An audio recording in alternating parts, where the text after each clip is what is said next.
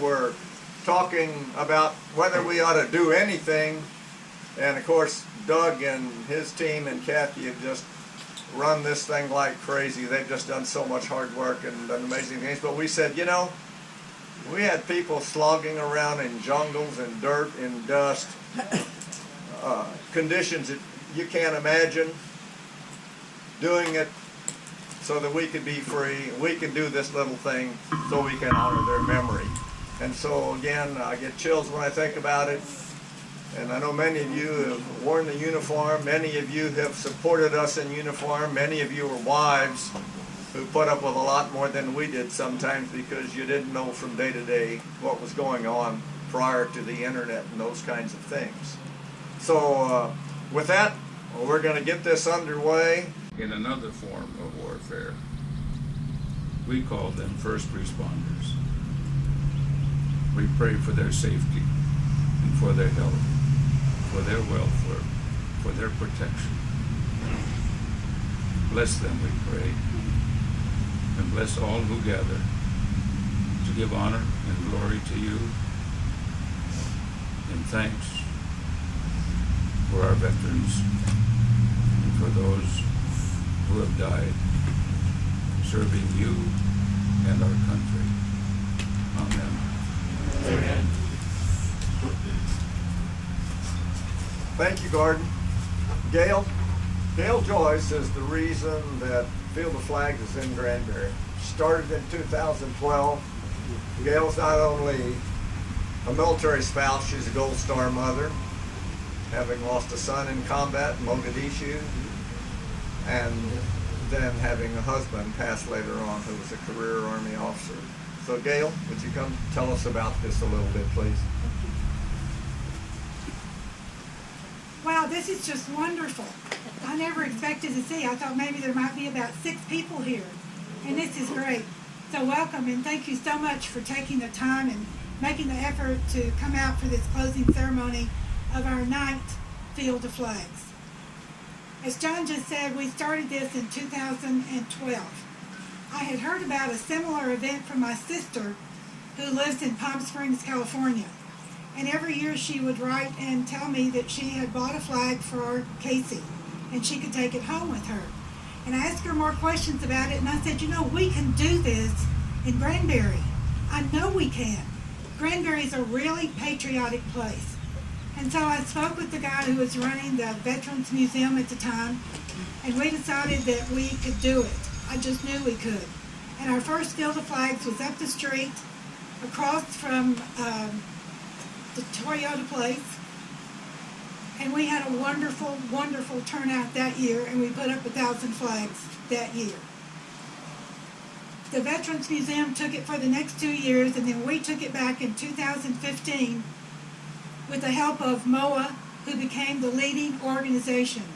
But we worked with all the veteran service organizations in the area to make sure that we had an event that was well represented. I really wanted to do something like this because I wanted an opportunity and a place where I could honor my husband and honor my son. They are both buried in Arlington National Cemetery, and so I don't get up there that often. And I wanted a place where I could go and put something out where I could say, we remember. But I not only wanted to honor them, I wanted to honor all of their comrades. Larry was in Vietnam, Casey was in Somalia. And it just turned out to be more than I could have ever imagined that it was. My greatest fear is that Casey and his comrades in the Battle of Mogadishu will be forgotten. It was just a very small event, but 18 soldiers were killed that day, the most in any conflict since Vietnam. I just didn't want them to be forgotten. Casey was a U.S. Army Ranger. He was 24 years old. The Ranger unit got sent to Mogadishu to help with the conflict that was going on over there. They had a terrible battle, an awful battle. Helicopters went down, soldiers were captured, 18 were injured, and many more were wounded on both sides of the conflict. And Casey died that day, October the 3rd, 1993. That was almost 27 years ago, and I still say it was almost just like yesterday. I've often said that my husband Larry, who was career military, died from the results of two conflicts. Vietnam, where he served 2 tours, his first as a battalion advisor to a Vietnamese battalion, spending 1 year walking through rice paddies, the only American with the Vietnamese unit. The second time he was there as an Army aviator. At some time during both of those tours, he was exposed to Agent Orange. He eventually developed leukemia, which I think the Agent Orange was in his system, and the stress of losing our son, I think, caused it to come out. And so I always say he was the victim of those two conflicts, not only Vietnam, but Somalia as well. And it's for those two, my heroes, that I do this. And I think it's so wonderful that we're able to continue it year after year, and it just gets better and better. I can't thank Doug Pruitt and the Rally Project, Kathy Castro and the Blue Star Moms enough for the work that they've done and the legacy that they are continuing to carry on. I had done this for many years. I just got to the point where I didn't feel like that I could carry the load anymore. And so I talked to Doug, and he really wanted to do it. And it was not just having somebody that would take it over and do all the work. It was somebody that was going to be passionate about it, that knew the story behind it, and that would carry on this wonderful event that honors and remembers all of the military in our community. And not just those who have paid the ultimate sacrifice, because I honestly feel that we have soldiers and Marines, Navy and Air Force people that come back from Iraq and Afghanistan. And while they come back and they look whole, I think many of them have lost a part of their life for their oath there.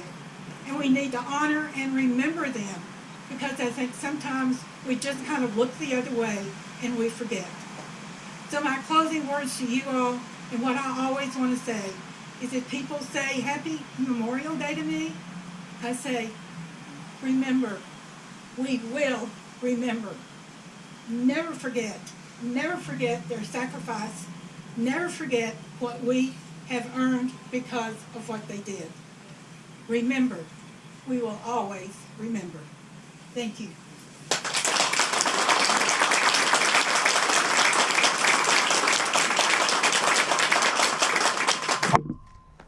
Thank you, Gail.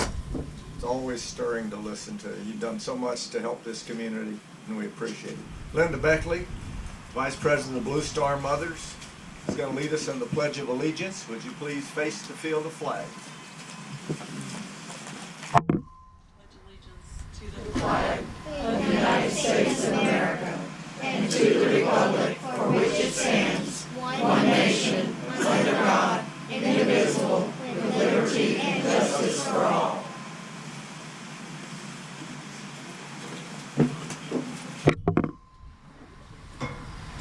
Jeff Martin will now lead us in the national anthem. Jeff is one of those guys that does what he can. First of all, he's a first responder. He's in the volunteer fire department in Stephenville. More than that, he's a great musician, and chases veterans' causes, let me put it that way. And Jeff, just so glad you were able to be with us today, and we're just looking forward to your version.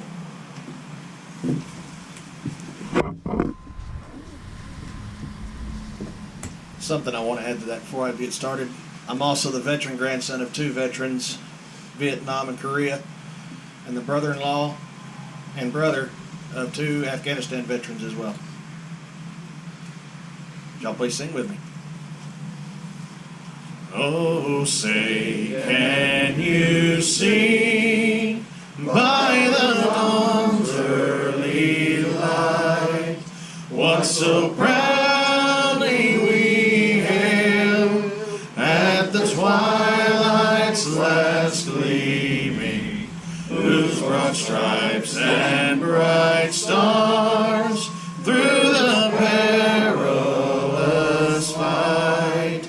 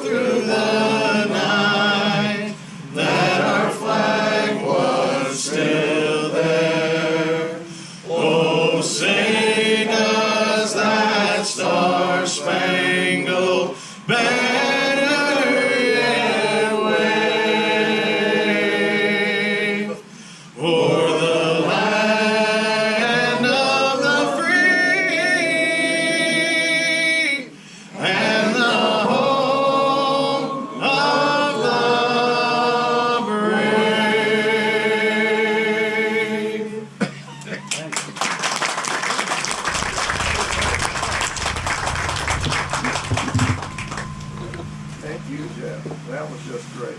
Doug, where are you? I know you're always somewhere around here. Come on up, Doug.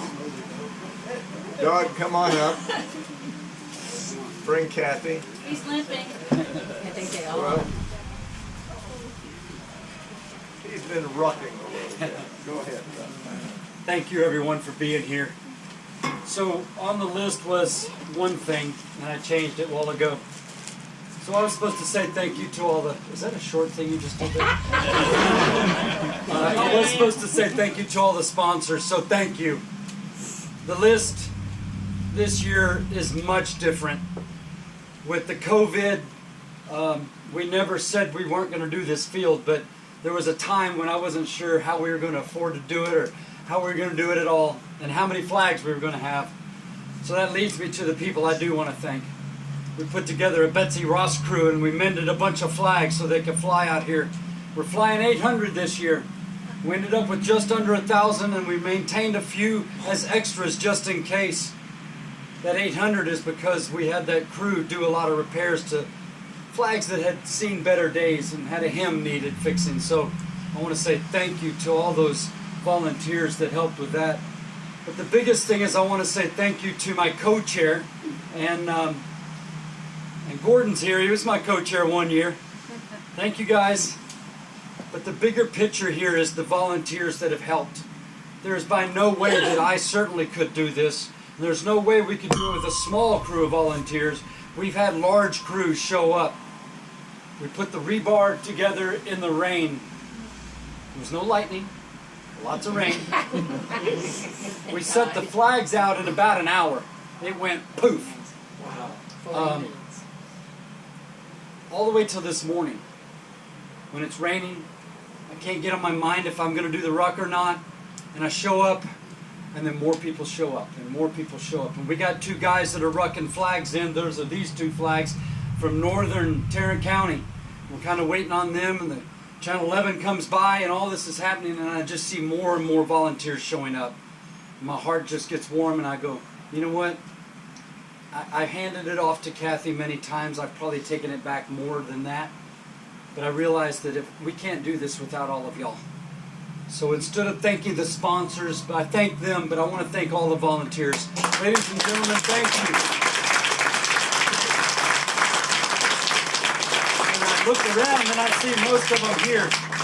So I'm going to be quiet. I'm going to turn this over to Kathy real quick, and we're going to get out of here.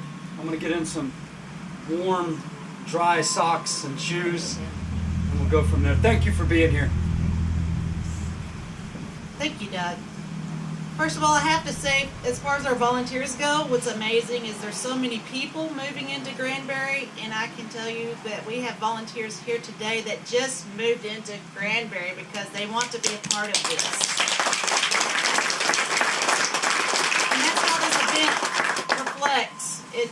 It's just amazing, and once it's experienced, who would not want to be a part of it?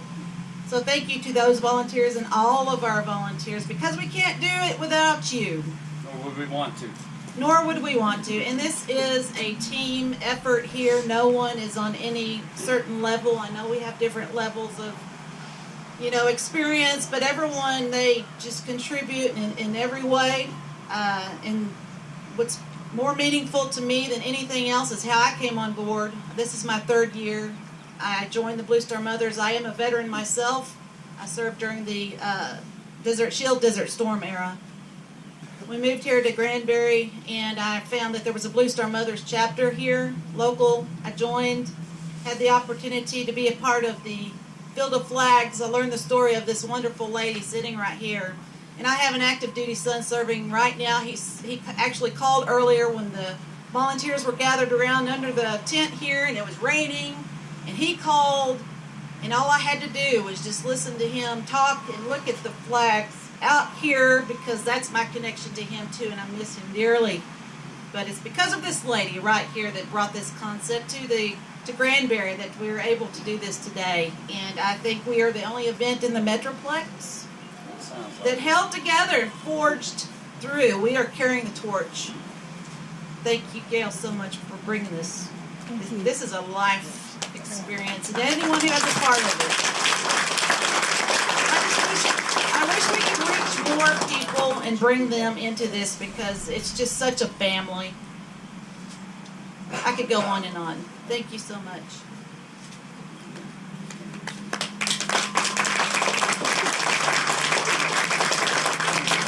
Before we hear from our guest speaker, Judge Massengale, are you back there somewhere? I saw you earlier there.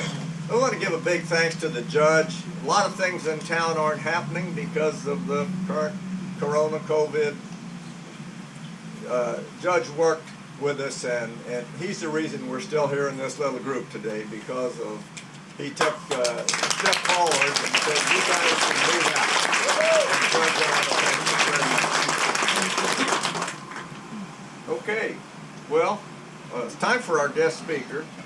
And being a Marine, he'll probably talk for several hours. No.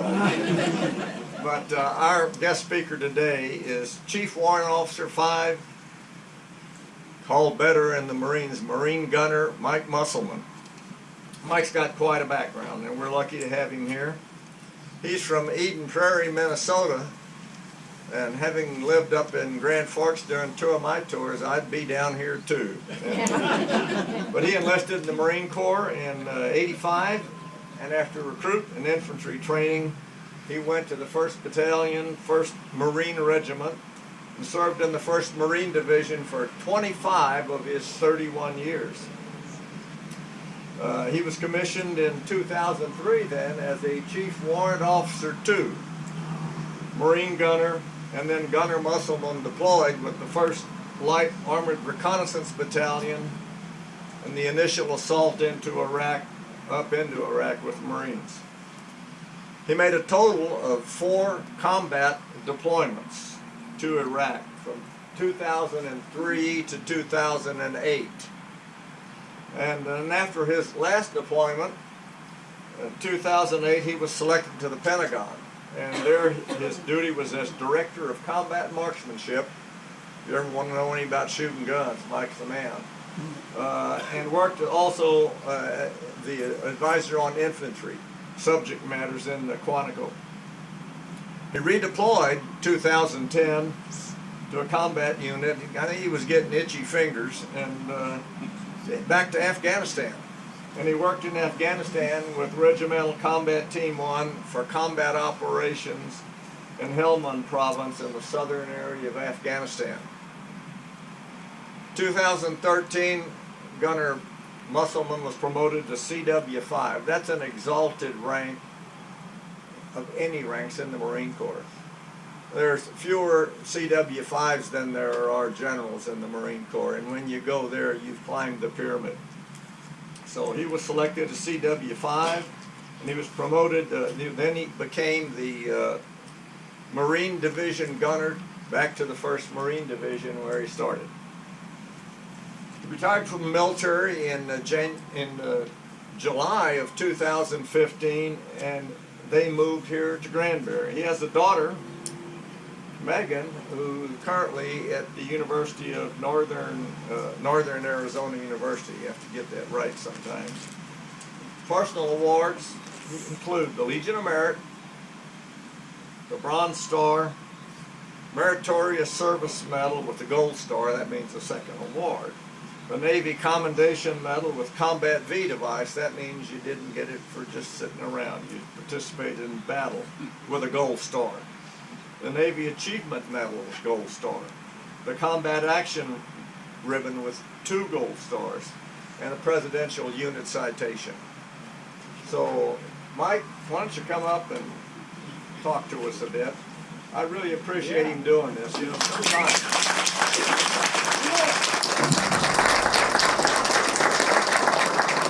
when we go through this kind of stuff, it's not always easy to stand up and talk about it. But Mike's agreed to do that for us today. Mike. Real quick, I'll make a correction on that. It's an old bio. My daughter goes to Tarleton now. We talked her out of it. So, give you a real quick, why am I here? Normally I wouldn't be here. I shy away from these things.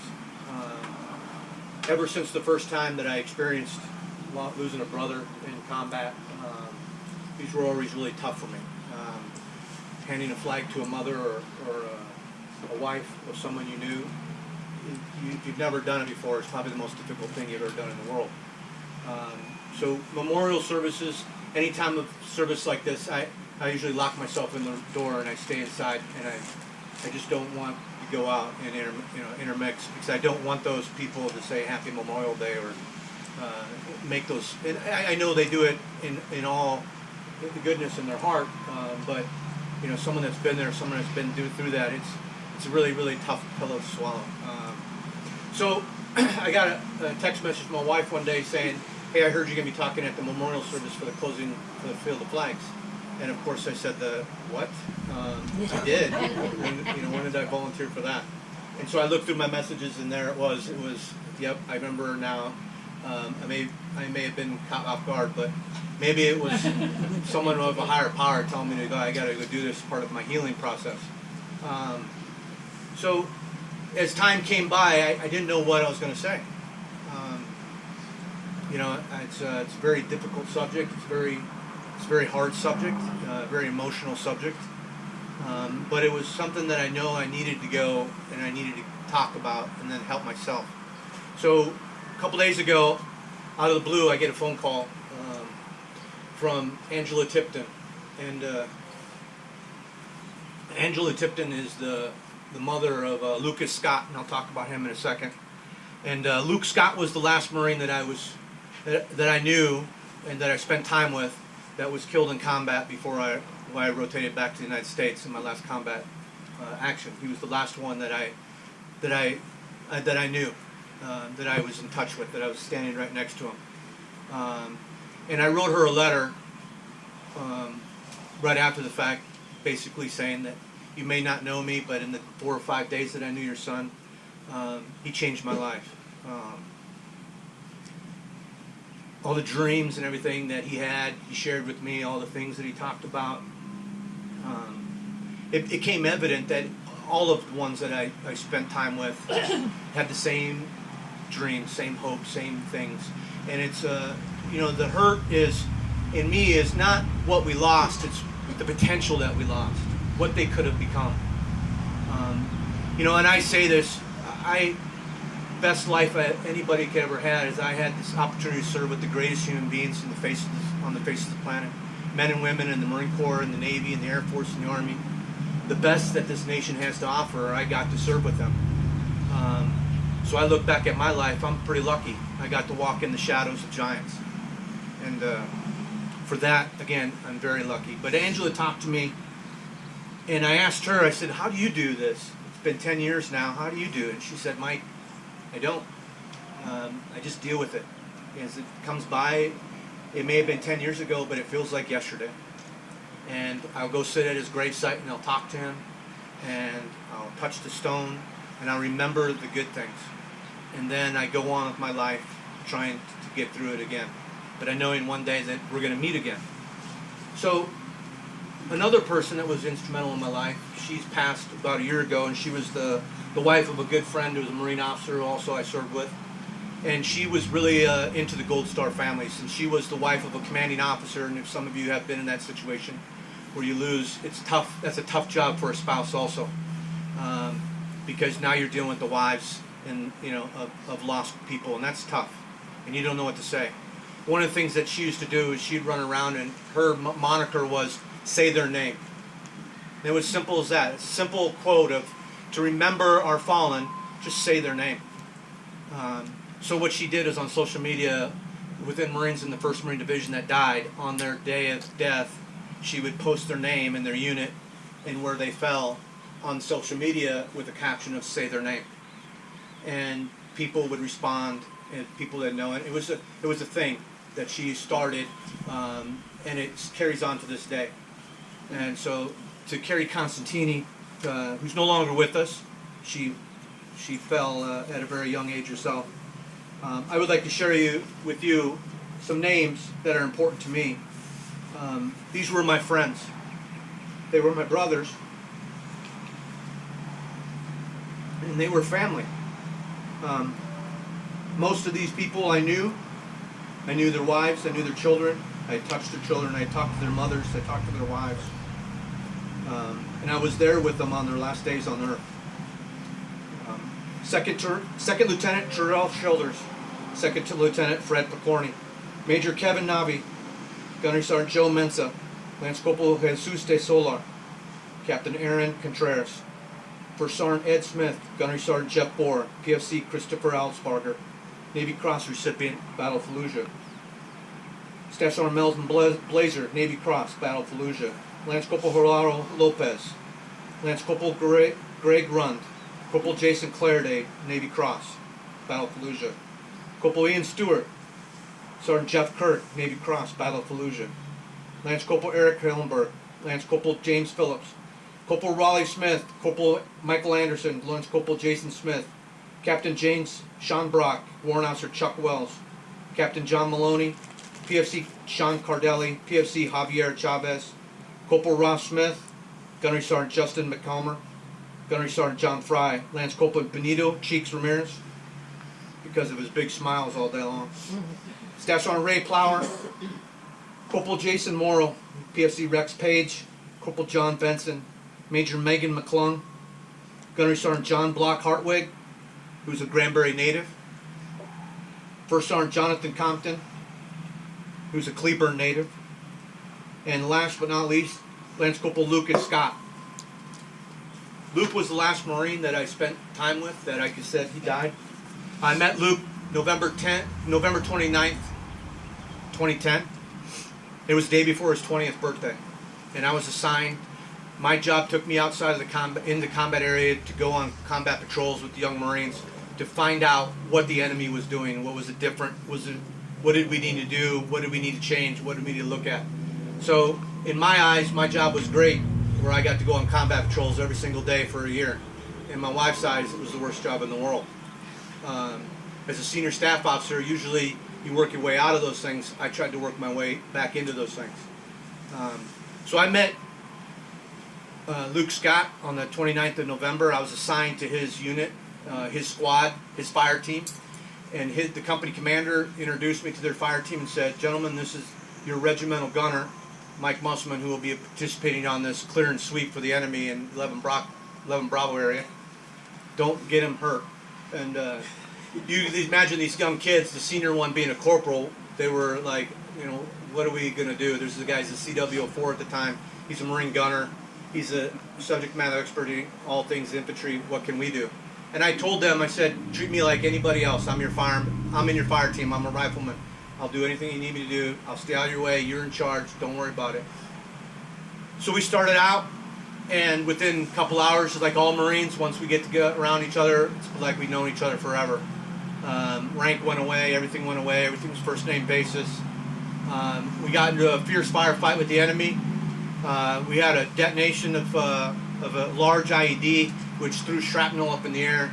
One of that piece came down and struck Luke in the helmet and chopped his M16 completely in half. Luckily, all he suffered was a concussion, a cut on the eye, and a cut on the nose where the piece of shrapnel missed him. And it was on his birthday, and we made fun of him, saying, what a great present to be given an award on your birthday, to be having another day of life again. What a beautiful day. So we sent him back to the rear. He went back to the Forward Operating Base, the FOB as you see him. He was recovering. The next day, he told the corpsman, "I'm good, I'm fine, I'm not going anywhere, send me back." They told him no, he's going to have to wait this out. He then grabbed another rifle, snuck onto a resupply convoy, got back to his unit, showed up, and when we asked him why, because we wanted to know, I mean, we knew the answer, he just looked at me and said, "Duh, sir, these are my guys, these are my brothers, I can't leave them behind. And so I take the butt chewing when I get back, but I need to be here." So we stayed together over and over for those next couple days. December 3rd, we were beautiful day, walking out of an aqueduct from a rice paddy, and just by chance it was Sean's time, or Luke Scott's time to go up first. He went over the berm first, and a sniper shot him in the head. He fell back, and we immediately knew that Luke was no longer with us.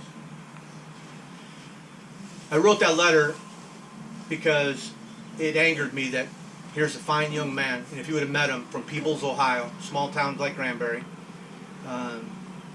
went to church every Sunday, went to Sunday school, did everything right, was in the Boy Scouts, never spoke an ill word towards another human being in his whole life. But here he was taken from us, 20 years old, in the youth of his life. His mom told me a story that she gets her through why Luke went. When Angie was born, she wasn't born into a church or religious family. She found God later in her life and got her children involved in that and followed God in the church. Luke was the oldest grandson, and his grandfather took a shine to Luke right out the bat, and they were the closest, best buddies in the world.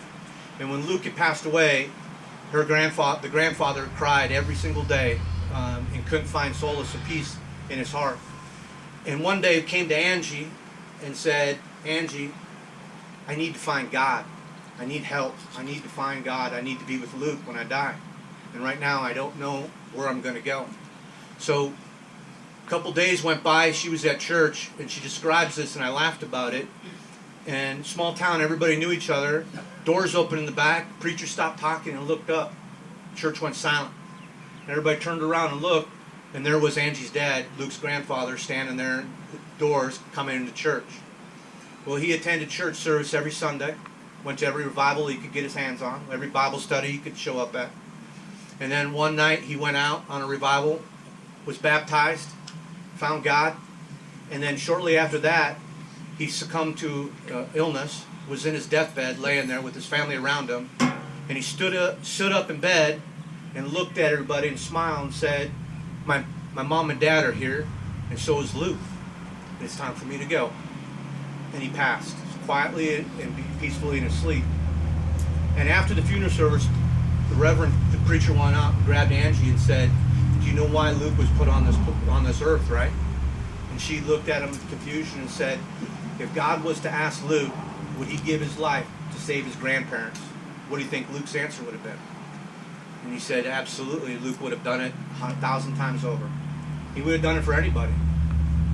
But to save his grandfather and his grandmother and take them with him was what she believes Luke's purpose on this earth is. We talk sporadically throughout, and like I tell her, I have her call when she's feeling ill, feeling bad, feeling like she needs some talk. But Memorial Day, Memorial thing, anything to do with this, again, brings out a tough hurt, pain. It reminds you, but like I've said before, it reminds me of what they could have become. And like I said, I'm happy because I got to serve with these great, fine men and women, you know, and I look forward to that. And I thank you for letting me speak today. I don't even know if I made sense today. I'm still kind of in shock why I'm up here. So I thank you. It means a lot to me, and I know it means a lot to the families that have loved ones, but it means a lot. It really does that you're taking time out of your day on a day like today to come out here and spend some time with these people. So thank you.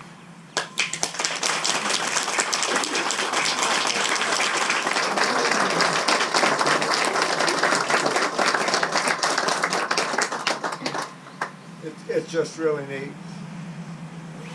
to have a person come talk to you from his heart, give you the genuineness of what it's like, the fraternity that goes with people who have experienced the combat together.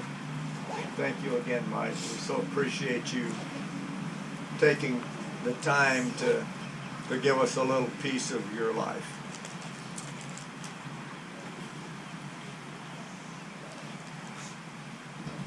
Art, could you please, taps please, stand.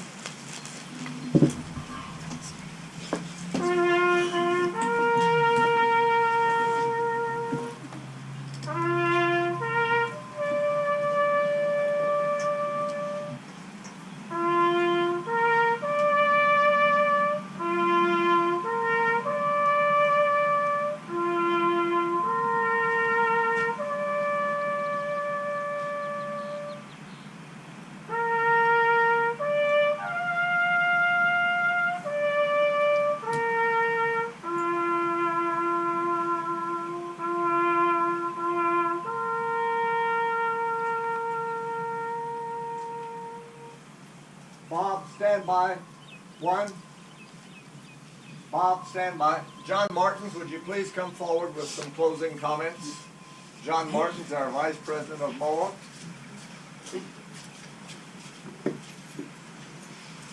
Thank you all very much.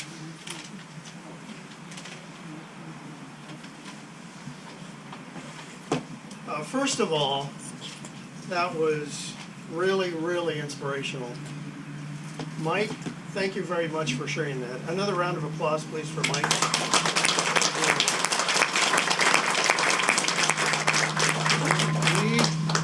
We just witnessed a great speech by a Marine, and we have the weather to match for it. Marines love this weather. Us Air Force guys would be back at the hotel watching ESPN. But that was great. I'm going to be very brief. What a great day to be an American. Amen. What a great day.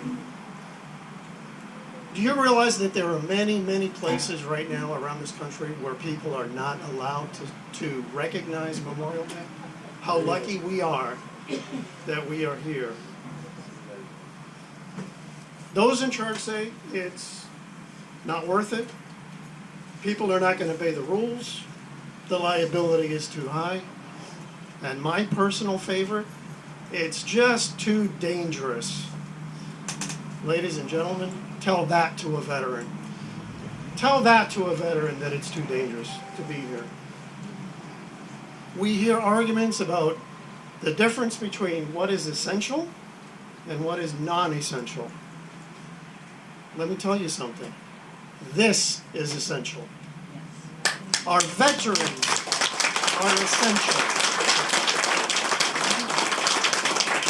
This field of flags is essential.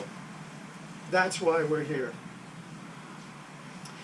And we got a whole lot of people to thank. First of all, I want to hear another round of applause for all the volunteers that did so much work.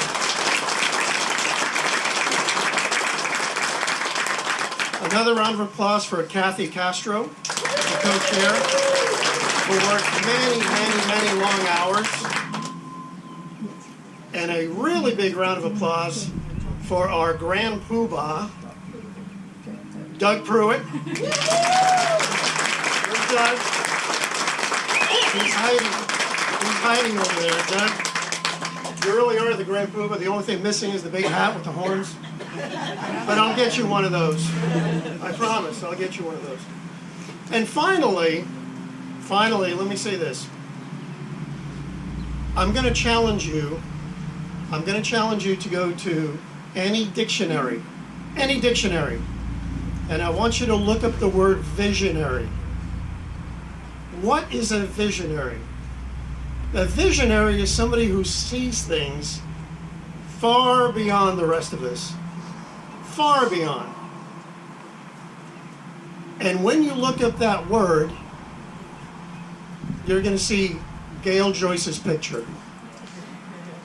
Because Gail is a visionary. And for many, many years, this is her baby. This is her baby. And like all visionaries, that field of flags will be here long after all of us are gone. That field is going to be here, thanks to this visionary.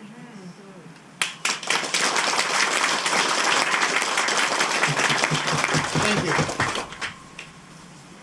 Mr. Mayor, would you like to say anything before we leave? I don't know if y'all saw him. He's been hiding back there, but our mayor, Mr. Nan Hewitt, would you like to just say a quick word? It's our veteran mayor. He's a veteran too.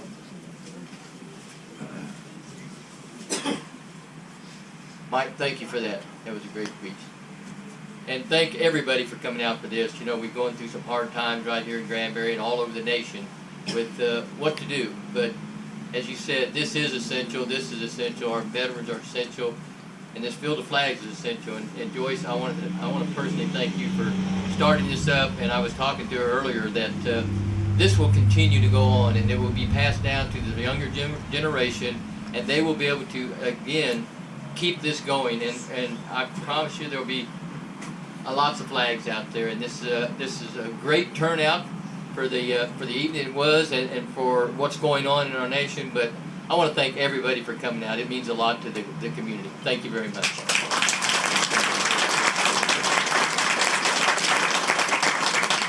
Would you all just take a minute, bow our heads in a moment of silence for our departed brethren.